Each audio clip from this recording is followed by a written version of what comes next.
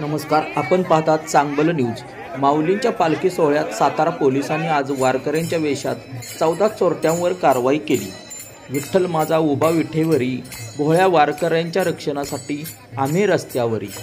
वारकरी माझा मायबाप, चिंता करू नका, सदैव तुम्हाला आहे आमची साथ, असा निश्चय करून सातारा पोलिसांनी सातारा जिल्ह्यात आलेल्या माऊलींच्या पालखी सोहळ्यात आज म्हणजे रविवारी दिवसभरात 14 चोरांवर कारवाई केली, तीही चक्क वारकऱ्यांच्या वेशात राहून।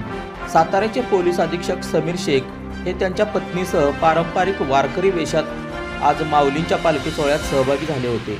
त्यांनी माऊलींच्या पालखीचे दर्शन घेतले।